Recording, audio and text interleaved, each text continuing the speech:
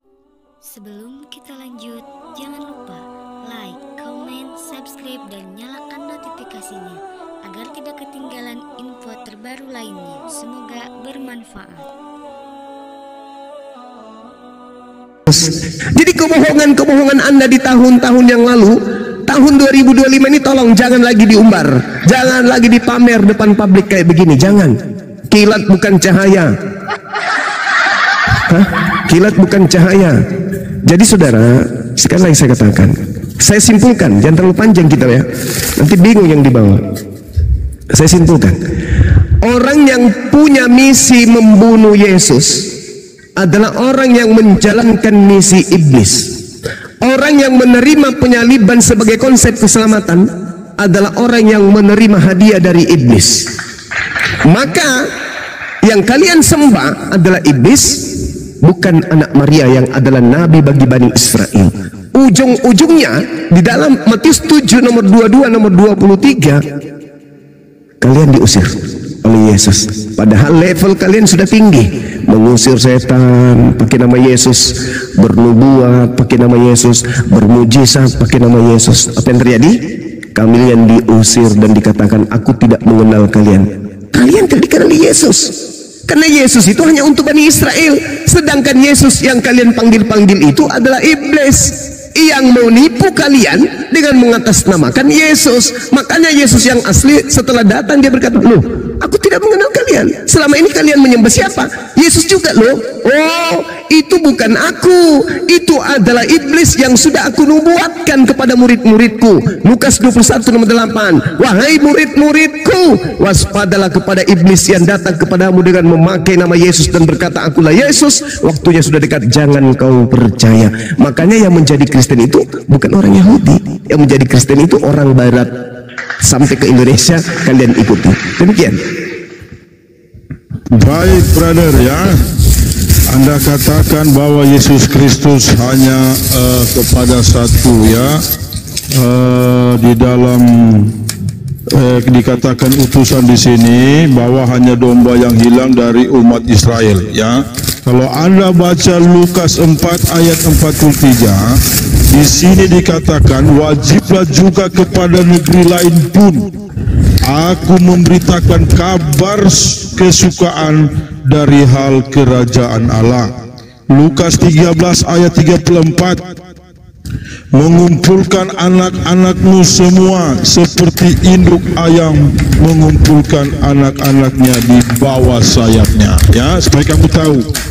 Dan di sini ya berbicara Bapa, kamu sempat menyinggung tentang Bapa itu. Yesus Kristus adalah Bapa itu sendiri. Yohanes 14 ayat 7 sampai 9, di mana Filipus ya berkata, Tuhan, tunjukkanlah itu Bapa itu kepada kami. Lalu Yesus menjawab, Filipus, kamu telah nampak aku, kamu telah melihat Bapa itu.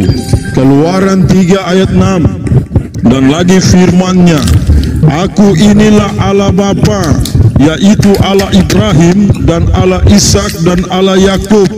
Musa, maka sembahnya saya Tuhan. Matius 17 ayat 3, Musa bertutur dengan Tuhan Yesus Kristus ya. Dan juga 1 Samuel 3 ayat 4, lalu Tuhan memanggil Samuel, Samuel, dan ia menjawab, ya Bapa. Ya, berarti di sini Yesus Kristus adalah Bapa itu sendiri. Kalau Anda lihat jelas ya, Filipus dapat melihat Bapa itu. Bagi baik. Oke, kita lihat di dalam Yohanes 14 data yang Anda coba untuk pakai untuk menipu. Lagi-lagi saya katakan menipu ya, karena itu tidak ada konsep itu kepada Yesus dan kepada murid-muridnya. Anda melihat ketika muridnya berkata, Guru, Tuhan, tunjukkanlah Bapa itu kepada kami, itu sudah cukup bagi kami. Apa kata Yesus? Telah sekian lama aku bersama-sama engkau Filipus, namun engkau tidak mengenal aku. Barang siapa telah melihat aku, ia telah melihat Bapa. Bagaimana engkau berkata, tunjukkanlah Bapa itu kepada kami? Tidak percayakah engkau bahwa aku di dalam Bapa dan Bapa di dalam aku? Apa yang aku katakan kepadamu, tidak aku katakan dari diriku sendiri. Anda seharusnya sudah paham di situ. Tetapi Bapa yang ada di dalam aku, dialah yang melakukan pekerjaannya. Anda harusnya sudah sadar di situ. Percayalah kepadaku bahwa aku di dalam Bapa dan Bapa di dalam aku. Atau setidak-tidaknya percayalah karena pekerjaan-pekerjaan itu sendiri. Aku berkata kepadamu, sesungguhnya barang siapa percaya kepadaku, ia akan melakukan juga pekerjaan-pekerjaan yang aku lakukan. Bahkan pekerjaan-pekerjaan yang lebih besar daripada itu, sebab aku pergi kepada Bapa. Aku pergi kepada Bapa. Katanya tadi melihat Bapa, melihat Yesus, melihat Bapa. Kok dia pergi kepada Bapa? Ini karena apa? Karena Anda sudah didoktrin Yesus itu Tuhan. Yesus itu adalah pencipta langit dan bumi. Sehingga ketika ada pernyataan Yesus, barang siapa yang melihat aku, dia melihat Bapa. Seketika itu juga kamu takjub dan mengatakan, wow, benar-benar Yesus itu adalah Tuhan. Padahal Bung, kalau Anda melihat di dalam data yang saya sajikan tadi, Yohanes 8 nomor 29, apa kata Yesus di sana? Dan Bapa yang telah mengutus aku, Bapa menyertai aku. Bapa tidak membiarkan aku seorang diri. Bapa tidak membiarkan aku seorang diri. Berarti aku dan Bapa adalah dua orang. Sebab aku senantiasa berbuat apa yang berkenan kepadanya. Cobalah sekali-sekali Anda itu gunakan akal. Ini sekarang sudah 2025. Engkau menghakimi manusia, sedangkan aku tidak menghakimi seorang pun. Dan jikalau aku menghakimi, maka penghakimanku itu betul, sebab aku tidak seorang diri. Aku tidak seorang diri, berarti ada pribadi yang menyertai aku. Aku bersama dengan Bapa yang mengutus aku. Dan dalam kitab Tauratmu ada tertulis bahwa kesaksian dua orang adalah sah. Akulah yang bersaksi tentang diriku sendiri, dan Bapa yang mengutus aku bersaksi tentang aku. Aku dan Bapa adalah dua. Tapi selama ini yang kita pahami, Kristen selalu mengatakan Yesus itu adalah Tuhan. Padahal Yesus mengatakan, aku tidak seorang diri, aku berdua dengan Tuhanku. Kalau di dalam pengajaran Al-Quran disebut inni ma'akum, aku bersama dengan kalian. Tuhan bersama dengan aku, bukan berarti aku adalah Tuhan. Kenapa Anda mengusung Yesus itu Tuhan dengan mengatakan siapa yang melihat aku, dia melihat Bapa? Kenapa Anda tidak mengatakan siapa membunuh aku, dia membunuh Bapa? Siapa yang mengandung aku, dia mengandung Bapa? Siapa yang netein aku, dia netein Bapa? Siapa yang menampar aku, dia menampar Bapa? Kenapa hanya pada poin itu saja? Karena sejatinya kalian itu adalah perpanjangan tangan iblis untuk mencuci otak manusia agar manusia itu menyembah makhluk yang bernama Yesus, yang sebenarnya yang mengajarkan kalian menyembah sosok yang bernama Yesus adalah iblis itu sendiri yang datang kepada Yesus. Saya simpulkan, siapapun di atas muka bumi ini yang mengimani pembunuhan Yesus itu adalah sebuah kebenaran, itu adalah pengikut iblis. Kata siapa? Kata Yesus. Tadi saya sudah terangkan kepada saudara, aku tahu bahwa kamu adalah keturunan Abraham, tetapi kamu berusaha untuk membunuh aku, karena firmanku tidak beroleh dalam dirimu. Ya, tidak beroleh dalam ya, ada tamu saya, tidak lama lagi saya balik ya. dulu ya. Satu kebohongan yang saudara jual di sini, ketika Anda berkata Musa berbicara kepada Yesus, itu orang Yahudi kalau dengar itu muntah darah. Karena itu adalah kebohongan yang dijual oleh Barat ke dunia non-Yahudi. Ingat kata orang Yahudi di dalam Kisah Para Rasul 24 nomor 5. Paulus ini adalah penyakit sampar. Dia telah menyesatkan orang-orang Yahudi di seluruh dunia yang beradab. Dan dia adalah tokoh dari agama Kristen. Itu yang kamu ikuti kan? Nah itu, jadi Anda pengikut penyesat orang-orang Yahudi. Makanya orang Yahudi tidak percaya dengan agama Kristen, sekte apapun dari kalian tetap aja dianggap sampah oleh orang Yahudi. Demikian.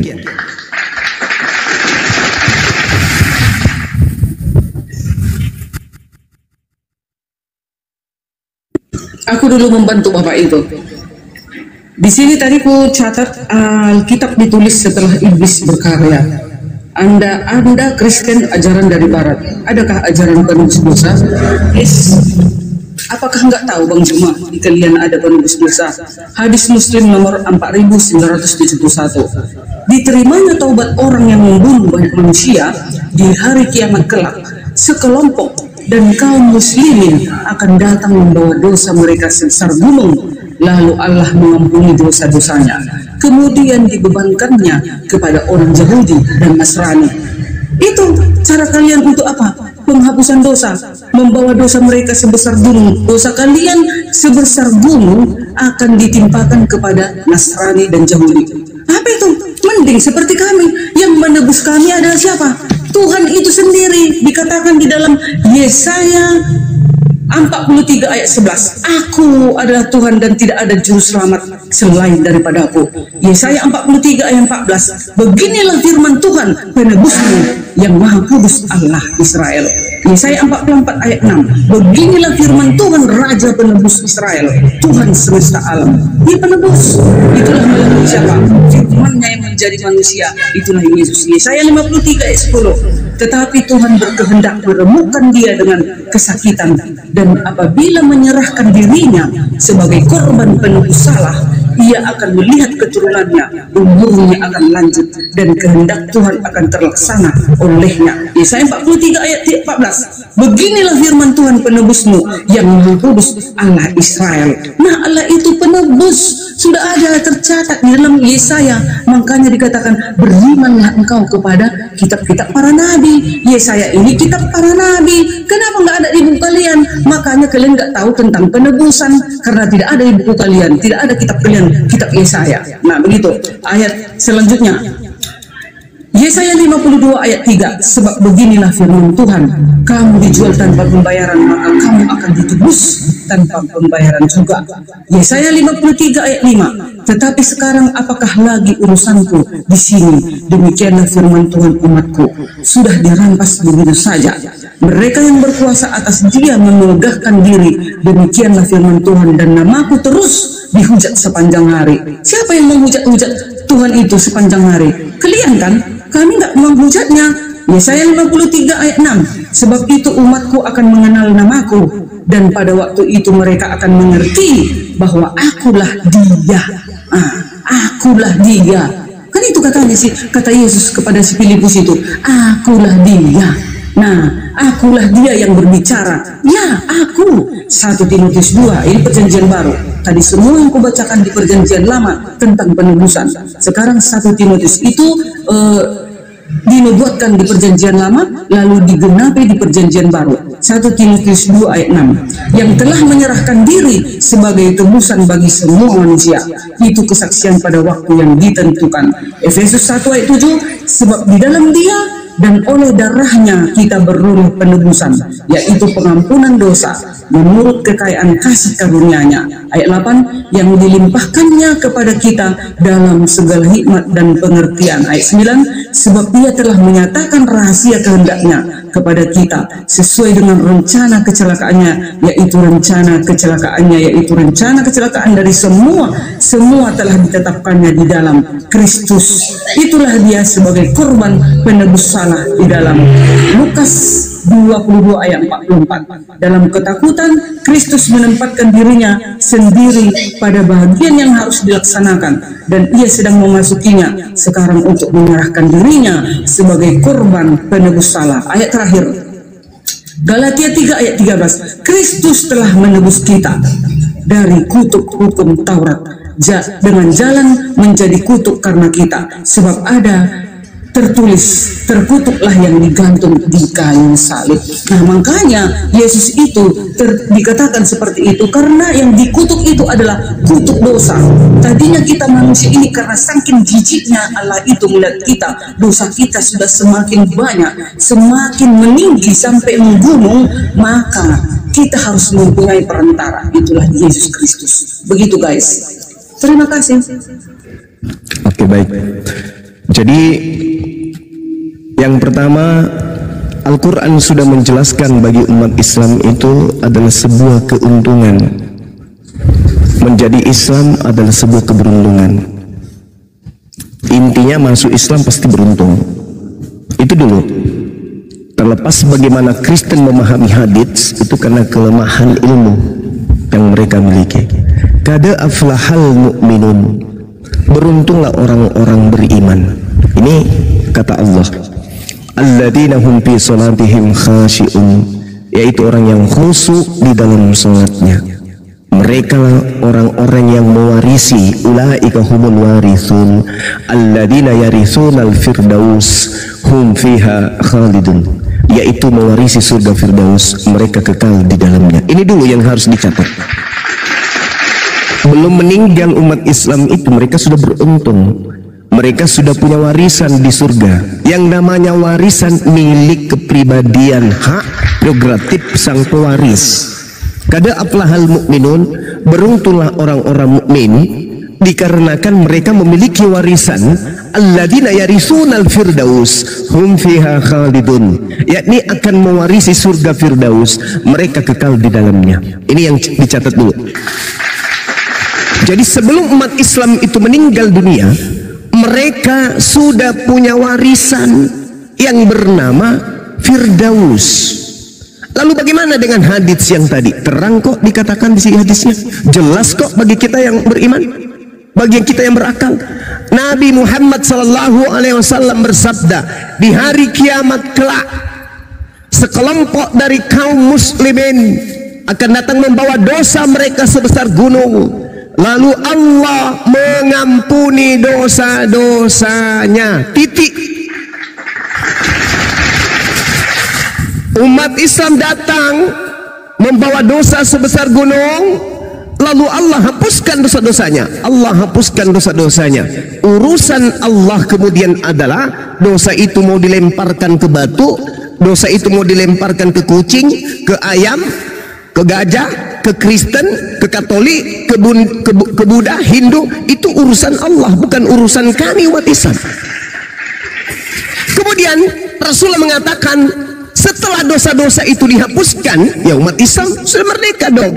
Al-Quran mengatakan, yauma yajma'ukum yaumil jam'i dzalika yaumut taghabun wa may yu'min billah wa ya'mal shalihan yukaffir anhu sayyi'ati wa yudkhilhu jannah tajri min tahtihal anhar khalidina fiha abada zalikal fawzul azim. Ingatlah pada hari ketika kiamat Allah mengumpulkan manusia. Itulah hari bagaimana dosa-dosa diungkapkan oleh Allah. Dan barang siapa beriman kepada Allah dan mengerjakan kebajikan ketika ia hidup, dia beramal saleh, maka Allah akan menghapuskan dosa-dosanya dan memasukkannya ke dalam surga. Mereka kekal di dalamnya selama-lamanya. Itulah kemenangan yang agung. Jelas ini. Jadi ketika umat Islam mati bawa dosa, datang kepada Allah, sebesar gunung pun dosanya telah dihapuskan oleh Allah. Selanjutnya dosa itu mau dilemparkan ke gunung, dosa itu mau dilemparkan ke rumah, ke gedung, ke sungai, ke laut, ke langit, ke malaikat, ke setan, ke Kristen. Itu urusan Allah. Yang jelas dosa-dosa umat Islam diampuni dulu, lalu Allah melimpahkan kemudian dosa-dosa itu kepada orang kafir. Itu urusan Allah. Kemudian dibebankannya kepada orang-orang Yahudi dan Nasrani. Lalu kemudian Rauh berkata, aku tidak tahu dari siapa keraguan ini. Abu Darda kemudian berkata, maka hal ini diceritakan kepada Umar bin Abdul Aziz. Lalu beliau bertanya, apakah bapak menceritakan ini dari Nabi Muhammad SAW? Kemudian sahabat Umar bin Abdul Aziz menjawab, ya, Nabi Muhammad telah menceritakan itu kepada aku. Bahkan Nabi Muhammad SAW bersabda, tidaklah seorang muslim meninggal kecuali Allah akan memasukkan, memperlihatkan ke dalam tempat neraka Yahudi dan Nasrani. Orang-orang Islam ketika meninggal, Allah akan memperlihatkan, ini loh nerakanya orang Yahudi, ini loh nerakanya orang Nasrani. Rasulullah SAW bersabda, tidaklah seorang mukmin meninggal kecuali Allah Azza wa Jalla akan menggantikan tempatnya di neraka dengan orang Yahudi dan Nasrani. Kenapa demikian? Karena Allah telah mengampuni dosa-dosa umat Islam. Karena umat Islam adalah umat yang beruntung. Qad aflahal mu'minun ulaika humul warithun alladzina yarisuna al-firdaus hum fiha khalidun. Sekarang permasalahannya adalah ketika ini sudah diketahui bahwa umat Islam itu adalah umat yang beruntung, kenapa enggak masuk Islam? Kalau sudah tahu bahwa dosa-dosa umat Islam akan dihapuskan dan dosa-dosa itu akan diberikan kepada orang Yahudi dan Nasrani, kenapa tidak masuk Islam? Kenapa masih Kristen? Kalau sudah tahu bahwa di dalam Matius 7 nomor 22 nomor 23 Yesus akan mengusir orang yang menyembahnya, yang mengusir setan bermujizat bernubuat pakai namanya, kenapa masih Kristen? Jawabannya karena iblis telah mempenjarai dan telah memperangkap dan telah memborgol dan telah memperdaya menipu Anda. Iblis tidak reda, iblis tidak mau kehilangan pasukan. Maka sebesar apapun kebenaran yang ditorehkan Al-Quran dan sepalit apapun Bible menceritakan Kristen akan diusir ke neraka, iblis tidak akan tinggal diam. Dia tidak akan rela kemudian pengikutnya seperti Budarni melepaskan kemudian iblis itu. Ini jelas nih. Jadi sekali lagi saya katakan, kalau mau beruntung, kada aflahal mu'minun, menjadi orang mukmin. Karena orang mukmin ulaika humul warisun, mereka mewarisi surga Firdaus, mereka kekal di dalamnya. Sedangkan Kristen mewarisi neraka Jahannam. Matius 23 nomor 15.